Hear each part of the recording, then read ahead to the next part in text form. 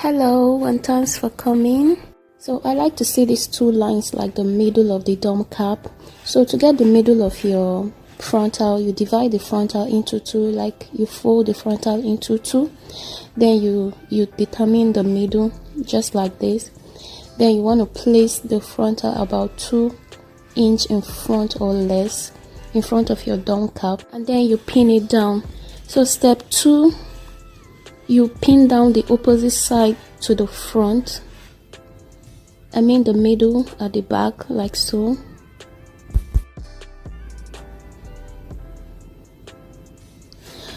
And now to the ear tabs.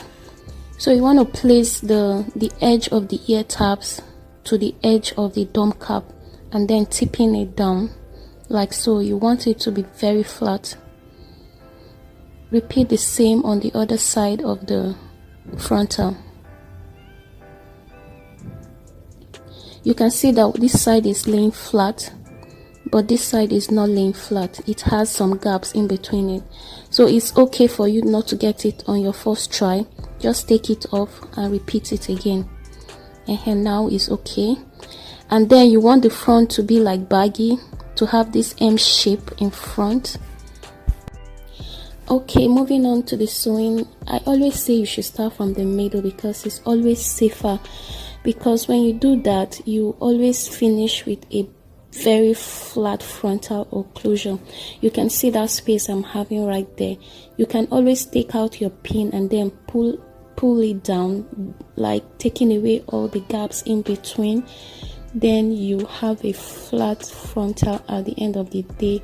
But if you start from the ear tabs and work your way to the middle, you're never going to get it. You can, yeah, but it's safer this way. Then you repeat the same process on the other side.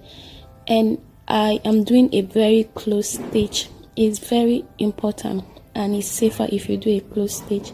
That way your frontal lays very flat and you don't have any lumps or bumps in between when combing.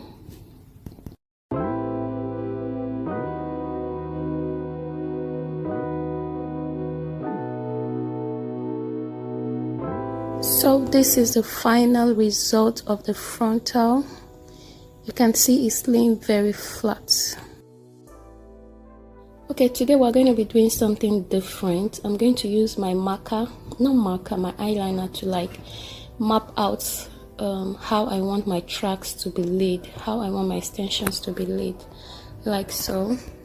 I usually use this method if I have enough extensions and I want all of them to fit into the cap, or if I have less extension and I want to make sure that I don't run out of extension while I still have some space to be filled. So I just use this to like kind of eyeball how much of extension I have and then how much of the space I have left. And yes, I know my hands are not straight, they are crooked, but I know you get the gist. So if you want to do yours, try and make it very straight. So this is how it should look like when you're done. So we're going to go on, continue in the U shape until when we get here, then we'll start going across.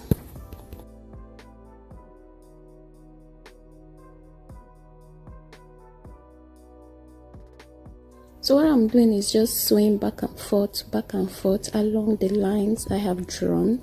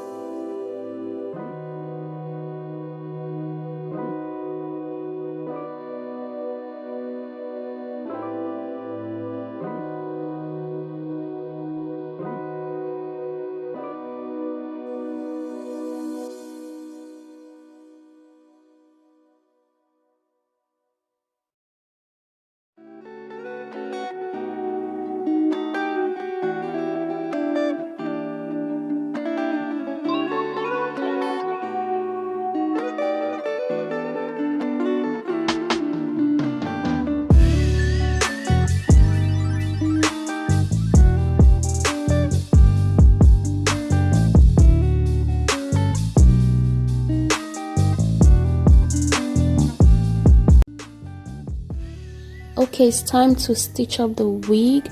I used double track all through, but now I'm going to use a single one to close up. So I used my needle through the extension, and then through my cap, and then through my frontal, then through my thread. That's how I close up. I don't know if you get that, but just watch, you will understand.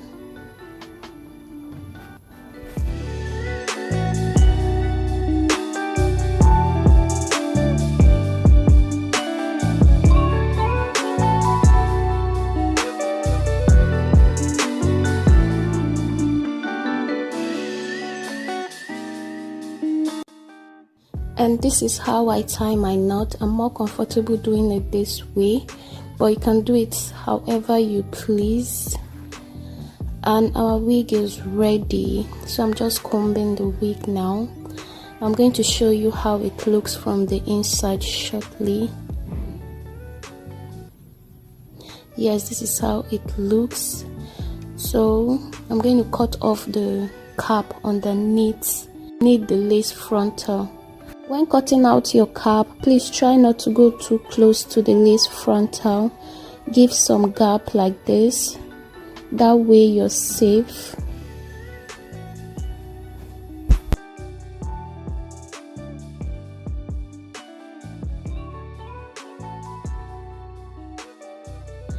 Okay, I'm spraying it with water right now. Then I'll go in with my hot comb so that it can lay flat like so.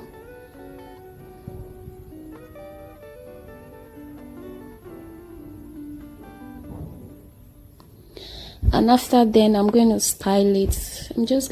I don't like center part, so I'm not the center part type. So I love side part, so I'm just parting it to the side, and then use some mousse so that it can lay flat, just to make all those stray hairs standing to lay down. I'm going to link up another video here, up here or here, just in case you want to see how I customize and laid the baby hairs. So thank you so much for watching, and I'll see you in my next video. Bye.